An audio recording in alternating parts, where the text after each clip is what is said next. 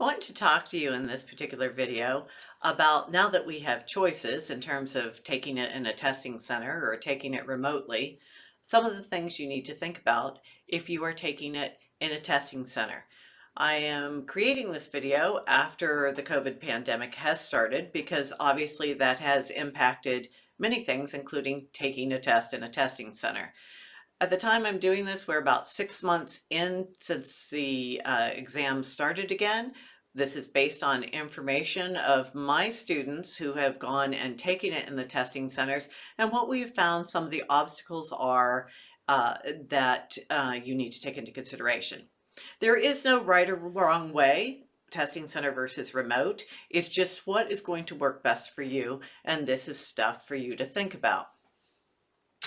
Some of the problems are the same they've always been with the testing centers. Sometimes they are too noisy for people. Their particular computer is sat closer to the traffic pattern or near the door where people are checking in, and a lot of people find that distractive.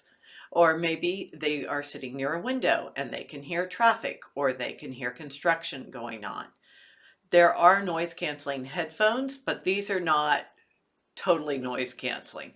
So it is one thing to think about, along with the fact that other people in the testing center may be taking an exam that requires typing, and many people find that to be very distractive. Those are the same whether you took it before the pandemic or after the pandemic. Other things that we found people have been somewhat challenged by is wearing the mask. Obviously, you do have to wear a mask when you go into the testing center, and most people are not really experiencing wearing a mask for, let's say, 4 hours from the time you get out of the car until the time you finish the exam. And because you're probably not breathing in the most relaxed way in there anyway, because you are taking an exam that's pretty important to you, we found that people were having challenges breathing that long under that situation in mask. So these are the recommendations a lot of people have put together concerning choosing your mask. One, we suggest that you choose the thinnest legal mask that you can wear. Many people have gone out and bought the blue paper disposable ones because they are lightweight. Other people have recommended that you take multiple masks and put the extras in your locker at the testing center so that if you sneeze or you perspire or whatever and you want to change your mask and make it fresh, you have it out in your locker.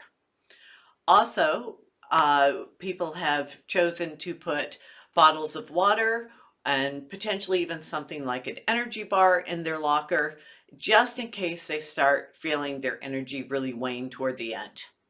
All things to think about. Other suggestions that we have come up with is actually studying with your mask on, reading the material with your mask on. And if you go to a class, for example, many people now have started coming to my class, my virtual class, wearing a mask so they can get used to sitting and covering the material in an extensive period of time. Other than that, things are pretty much the same at a testing center, but all definitely things for you to take into. Some people have expressed they think they have maybe a heightened sense of stress just simply because, at least at the time I'm making this, which is January of 2021, there are still limitations on where you go. And they found that they were more concerned about going into the testing center with people they didn't know, even though everyone was wearing masks. And they wish they had thought that out ahead of time. So all those are things to think about as you decide whether you are going to take it in person in a testing center or remotely.